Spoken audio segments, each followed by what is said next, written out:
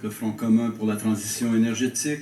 Alors que vous connaissez la formule, vous avez 10 minutes pour faire votre présentation. Je vous demande également de vous nommer, de vous présenter au début de votre présentation. Alors, nous commençons à l'instant. Allez-y. Merci, Monsieur le Président, Mesdames, Messieurs les députés. Mon nom est Patrick Bonin, je suis responsable de la campagne Climat-Énergie à Greenpeace Canada. Je vous présente Carole Dupuis, qui est coordonnatrice générale du regroupement Vigilance Hydrocarbures Québec, qui regroupe plus de 130 comités de citoyens à travers le Québec, ainsi qu'André Bellil, qui est président fondateur de l'Association québécoise de lutte contre la pollution atmosphérique, AQLPA. Nous sommes ici ce matin, ou plutôt cet après-midi, en tant que représentants de 3 organisations membres du Front commun québécois pour la transition énergétique, que la Commission n'a pas accepté d'entendre, ces 3 organisations, AQLPA, Greenpeace et le RVHQ. Et donc, nous avons obtenu ces quelques minutes par l'entremise du Front qui vient d'accepter de nous laisser parler. Le hasard veut que Mme Dupuis et moi fassions partie du comité de coordination du Front commun et nous allons prendre le temps qui nous est donné pour présenter quelques points du mémoire du Front que vous avez reçu aujourd'hui. Vous comprendrez qu'en quelques semaines, en plein été, il a été impossible de réunir l'ensemble des 51 organisations pour discuter des moindres détails ou les détails les plus précis du projet de loi 106. Par contre, nous avons toutefois réussi à dégager une vision commune sur certains aspects qui nous semblent les plus fondamentaux, soit le chapitre 1 sur la transition énergétique et le chapitre 4 sur les hydrocarbures. C'est de cela dont nous allons nous entretenir ce matin. M. Bellil présentera les recommandations de la QLPA. Le Front commun québécois pour la transition énergétique a énoncé 4 demandes précises par rapport au projet de loi 106. La première est de scinder le projet de loi 106 et de mettre son chapitre 4, le projet de loi sur les hydrocarbures, de côté, jusqu'à ce qu'un processus approprié soit mené au Québec afin de définir un cadre législatif qui soit acceptable sur le plan social, environnemental, scientifique et économique. La deuxième demande est de déclarer un arrêt immédiat des travaux d'exploration ou d'exploitation des hydrocarbures au Québec jusqu'à ce qu'un moratoire, ainsi qu'un moratoire sur ces activités. Troisième demande est de donner un cadre contraignant aux objectifs poursuivis par la transition, dans le cadre de la transition énergétique, sur le chapitre 1, en créant une véritable loi sur la transition énergétique assortie de cibles globales et sectorielles. Et la quatrième demande est de respecter les obligations du Québec envers les Premières Nations dans le cadre des consultations, évidemment. Nous n'avons malheureusement pas le temps d'expliquer chaque demande, alors nous allons nous concentrer sur l'essentiel, vous expliquer pourquoi le Québec doit renoncer à la filière des hydrocarbures. Et la première des raisons, c'est la question climatique, la question des changements climatiques. Nous l'avons vu en décembre dernier à Paris, les Nations Unies, l'ensemble des pays membres des Nations Unies, le Québec y était, ont adhéré, ont signé l'entente de Paris qui a comme objectif de réduire les émissions de gaz à effet de serre et de faire en sorte qu'on limite le réchauffement planétaire à moins de 2 degrés Celsius et tenter le plus possible de limiter à 1,5 degrés Celsius. M. Couillard était lui-même à Paris en décembre dernier et vous l'avez bien entendu sur la question des hydrocarbures et je le cite, « Je n'ai aucun enthousiasme pour les hydrocarbures. J'espère qu'il n'y a plus d'ambiguïté sur cette question-là. Je pense que les représentants des entreprises pétrolières québécoises doivent décoder que je n'ai pas d'enthousiasme pour développer les hydrocarbures au Québec. » Quelle est cette réalité de Paris?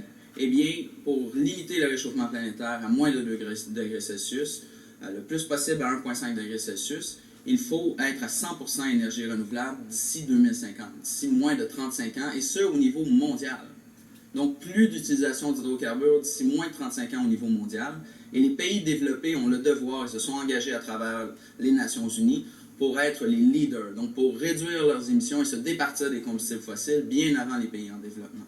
Donc, nous rentrerons sur ces détails davantage. Je laisse la parole à Mme Carole Dupuis. Bonjour. Il vous reste 6 minutes en tout. Merci. Je vais entrer dans le vif du sujet, on a très peu de temps. Je vais vous donner, en tant que représentante de groupes citoyens et en tant que membre du Front commun, 2 raisons majeures pour lesquelles le développement de la filière des hydrocarbures n'est pas acceptable socialement, selon nous. Et si j'ai le temps, je vais vous parler un petit peu de la non-acceptabilité économique. Mais d'abord, je voudrais remettre en question l'idée qu'il faut une loi sur les hydrocarbures comme celle qui est devant nous pour mettre fin au Far West, comme va l'expression. Comme si cette industrie-là était une fatalité pour le Québec, comme si on était obligé de faire ça. et qu'on ne peut pas l'empêcher. Je pense que les faits racontent une autre histoire. Le gouvernement est très engagé dans le développement de la filière des hydrocarbures par son plan d'action gouvernemental, par ses investissements des dernières années et aussi par son règlement sur le prélèvement des eaux et leur protection, qui ne relève pas de ce ministère, on en est bien conscient, mais c'est quand même ce règlement-là qui rend possible plusieurs des projets qui sont commencés et qui sont envisagés probablement. Si le gouvernement a changé son orientation, s'il n'est plus derrière le développement de la filière, on pense qu'il y a plusieurs moyens de le manifester. C'est de cesser d'injecter des fonds publics dans le secteur, c'est d'imposer un moratoire, c'est d'adopter un cadre législatif qui empêcherait la réalisation des projets. La France l'a fait, l'Allemagne l'a fait, l'État de New York l'a fait, le Nouveau-Brunswick vient de renouveler son moratoire. C'est quelque chose qu'on pourrait décider de faire collectivement et c'est ce qu'on souhaite. On est très conscient que les prix ne justifient pas actuellement un grand déploiement de l'industrie. On ne craint pas qu'il y ait des milliers de puits qui soient foirés dans les prochaines années. Ce qu'on comprend de cet engouement de l'industrie pour avoir un cadre législatif clair, c'est plutôt de se créer des droits acquis. Parce que c'est une industrie qui a la mauvaise habitude de se lancer dans des bras de fer juridiques quand on lui enlève ses droits acquis. Et c'est une des raisons importantes pour lesquelles on est très, très réticent par rapport à cette loi-là. Les deux raisons majeures pour lesquelles on pense qu'il n'y a pas d'acceptabilité sociale et on en est même convaincu, c'est la fameuse question du droit d'accès versus le droit d'expropriation. C'est clair que le droit d'expropriation a été enlevé à l'étape de l'exploration, a été remplacé par quelque chose de beaucoup moins protecteur pour le citoyen, c'est-à-dire un droit d'accès prépondérant, un droit immobilier réel sur le sous-sol des Québécois. Et ce droit d'accès-là, vraisemblablement, coûterait beaucoup moins cher à exercer pour une compagnie qui serait déterminée à aller de l'avant. Et c'est un point absolument fondamental qui fait l'objet d'une mauvaise perception complète et c'est quelque chose qu'on dénonce avec la plus grande vigueur. L'autre chose, c'est le principe même de la fracturation. Au Québec, à la fracturation et les procédés comparables, on sait qu'au Québec, il y a très peu de gisements non conventionnels. Partout, c'est de la fracturation ou des procédés aussi toxiques, aussi intrusifs, avec des milliers de litres d'acide, comme on a vu à Gaspé, des choses comme ça. Tous ceux qui étaient adultes, et je pense qu'on était tous adultes en 2012, tous ceux qui étaient adultes à ce moment-là savent que la population du Québec a dit non, clairement, massivement, à cette industrie-là. Alors, c'est quelque chose qu'on ne souhaite pas. Je pense que je n'ai pas de temps pour parler de l'économie. Il reste 2 minutes 30. Je pense que M. Bellil souhaitait... Alors, bonjour, M. le ministre, bonjour, M. le Président, tout le monde de la Commission. Étant donné le peu de temps, je vous invite fortement à regarder le mémoire que vous allez recevoir, qui a été fouillé. On aurait aimé avoir plus de temps, mais je pense que vous allez y trouver des choses intéressantes. Premièrement, on est tout à fait d'accord avec les propos de nos prédécesseurs. Et nous, on pense que la loi sur les hydrocarbures mériterait de s'inspirer beaucoup plus du cadre ou du modèle législatif éolien que celui des hydrocarbures. Je vous donne un exemple bien simple. Un propriétaire de terrain peut s'opposer à l'érection d'une éolienne sur son terrain, mais ne pourrait pas s'opposer à l'érection ou à l'installation des équipements pour produire des combustibles fossiles. Alors ça, c'est absolument le renversant. Au moment où on doit prendre le virage vert, on rend plus difficile le virage vert que le virage pour les énergies fossiles. Je pense que cet aspect-là de la loi mériterait de s'inspirer du cadre législatif pour le développement éolien. On a aussi, dans la transition énergétique, quelque chose d'intéressant qui nous est proposé, par contre, qui n'est pas suffisamment défini, chiffré et suffisamment audacieux. Et on a une série de propositions à vous faire, je n'ai pas le temps de vous les expliquer. Oui, 1 minute. Donc, on propose peut-être de réfléchir au financement par les tarifs d'électricité et de gaz, d'aide financière aux infrastructures en électrification des transports et en traitement de biogaz pour justement produire du biométhane. Parce que la position de la QLPA, je pense que ça ne surprendra personne, on est toujours fermement opposé à la fracturation hydraulique et au gaz de schiste, mais on est tout à fait ouvert et très ouvert au biométhane et on pense qu'on devrait l'encourager davantage. Alors, Monsieur le Président, Monsieur le Ministre, on a une série de propositions à vous faire. On aurait aimé vous les présenter. On va essayer d'une autre manière. Le ministre m'avait fait signe que si vous vouliez prendre quelques secondes, peut-être 1 minute ou 2 de plus, que vous pouviez le prendre sur son temps. Alors, il est généreux de son temps. Allez-y si vous voulez profiter d'1 minute ou 2 de plus. Autre chose, et peut-être en termes... Pardon? Ou sinon, vous pouvez commencer les échanges. Oui, en terminant, quelque chose qui va rappeler des souvenirs à M. le ministre et plusieurs personnes. On a, durant l'été, durant les dernières années et durant l'été, fait le tour des puits qui ont été forés au fil des années, qui ont été délaissés. Et on s'est rendu compte qu'il y avait des problèmes importants. Et dans ces problèmes-là, une des choses que j'ai pu communiquer au ministère, c'est que des gens apprenaient, à cause de nous, qu'il y avait des puits sur leur terrain qui n'apparaissaient nulle part et qu'ils ne savaient même pas. J'ai un agriculteur que j'ai rencontré qui m'a dit avoir malheureusement, dans ses travaux agricoles, arraché une tête d'une partie de puits qui est enterrée qu'il n'avait pas vue. Alors pour nous, c'est important que dorénavant, chaque puits qui existe, même s'il a été foré en 1832, on s'en fout, chaque puits foré doit être enregistré et doit apparaître dans tous les registres notariés ou autres pour s'assurer qu'on ne perde jamais la trace de ces puits-là. OK? Et aussi, on n'est pas d'accord avec l'idée que dans la complétion des puits, une compagnie puisse arriver et dire bon, on a, selon la loi, rencontré ce qui nous est demandé, on plie le bagage, goodbye, Charlie, on s'en va.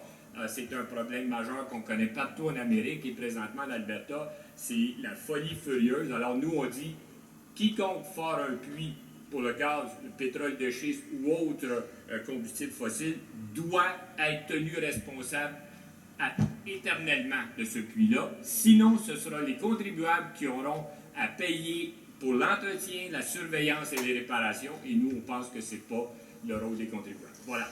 Merci, M. Bellil. Je pense qu'on a bien compris votre propos. Alors, M. le ministre, il vous reste 13 minutes d'échange avec nos invités. Merci, merci M. le Président. Bonjour.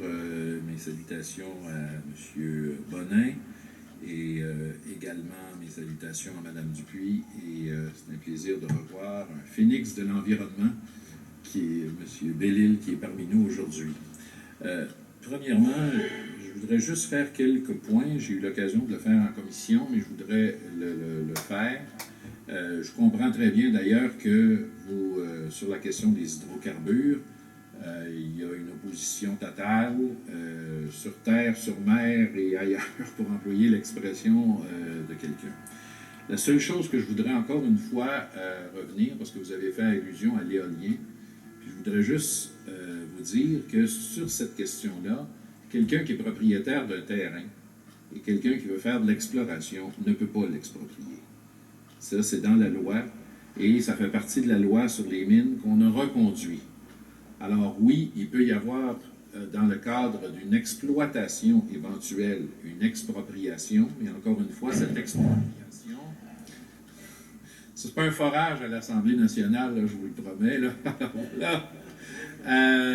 Mais il peut y en avoir, mais c'est vraiment dans un cas d'intérêt public.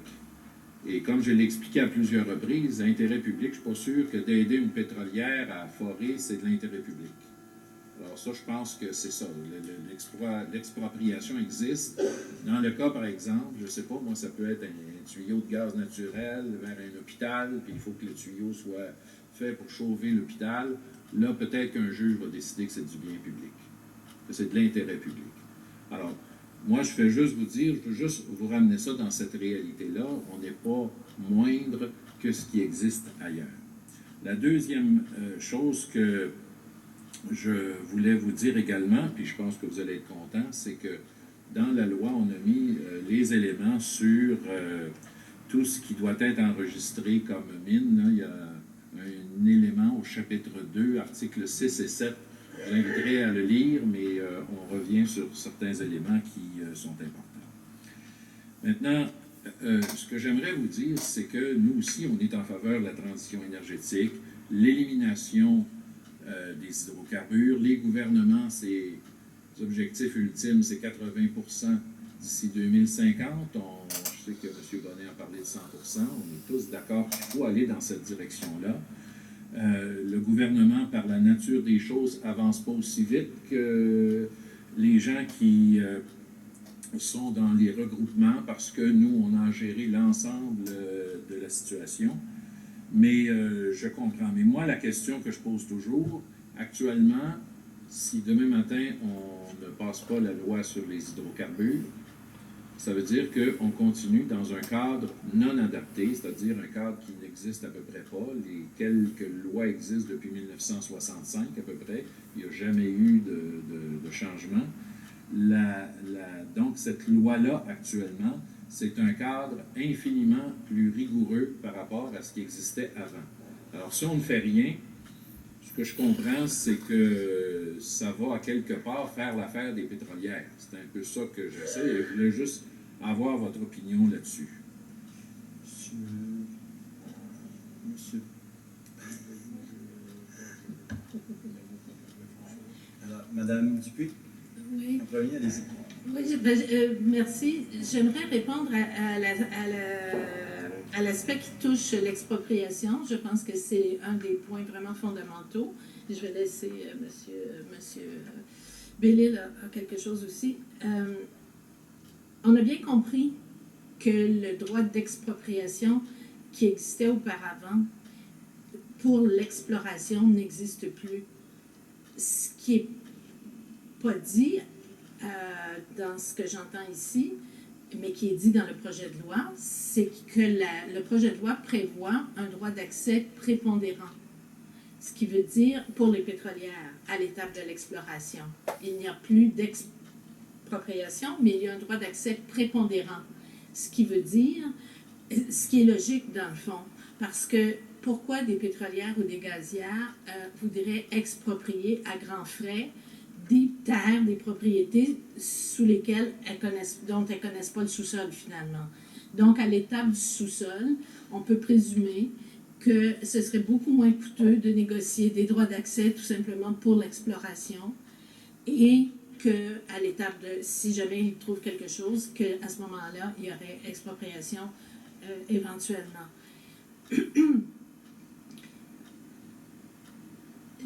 C'est une protection qu'on enlève aux citoyens.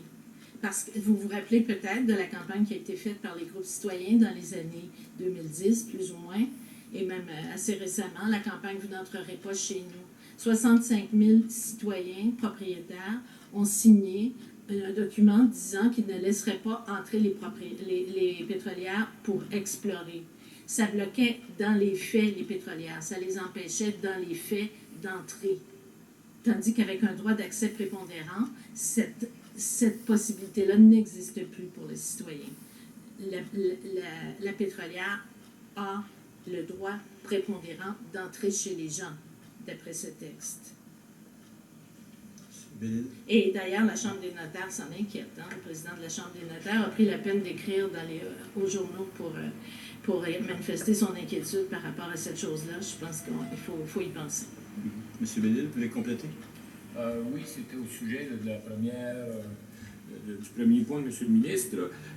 Ce dont je parlais, c'était la possibilité qu'un propriétaire terrien puisse s'opposer à l'érection d'une éolienne très légitimement et dans un cadre bien défini, et que le contraire n'est pas vrai par rapport à la mise en place d'infrastructures gazières ou pétrolières. Alors, pour nous, il semble que là, il y a une contradiction là, absolument là, impossible à soutenir. Donc, on vous invite à regarder ça pour faire en sorte que la population puisse, au moins autant dans le cas des puits de gaz et de pétrole, s'opposer sur leur terrain à ce qu'on vienne explorer ou exploiter, puisqu'on peut le faire par rapport aux énergies vertes.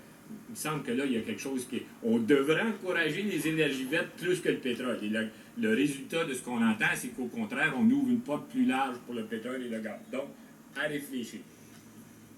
Monsieur le ministre? Écoutez, je pense qu'on aura un briefing parce que c'est pas la même interprétation qu'on a le ministère. Alors, je veux juste vous dire qu'on pourra, parce qu'on dit qu'il n'y a pas de droit prépondérant, qu'il doit y avoir une entente. Alors, on pourra peut-être échanger sur l'interprétation que l'on donne et sur la question de la Chambre des notaires. On aura l'occasion de répondre également très bientôt à ce que la Chambre des notaires dit sur ces questions-là. Moi, j'avais juste une autre question, parce que je pense qu'il y a des députés qui voudraient poser des questions, mais moi, j'en avais une sur le gaz naturel.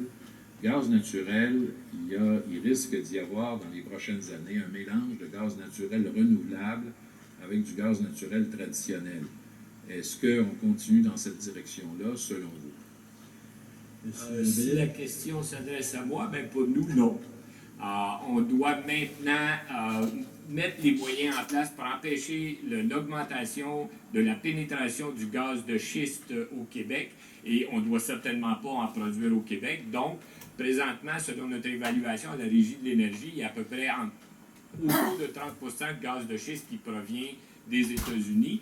Et c'est justement le bon moment de développer au maximum tout le potentiel de gaz naturel renouvelable, biométhane et biogaz, sachant qu'en prenant le modèle de la Suède, on pourrait remplacer jusqu'à 100% du gaz qu'on importe. Et là, dans une optique d'économie circulaire où il n'y a pas de déchets, où l'ultime élément de ce cercle-là, c'est de l'engrais qu'on retourne au sol. Donc, pour nous, le moment est venu de dire non aux énergies redoutables et oui aux énergies renouvelables. Intéressant. Monsieur le ministre? Non, monsieur le député. Oui, monsieur le député de Vitrier. Merci,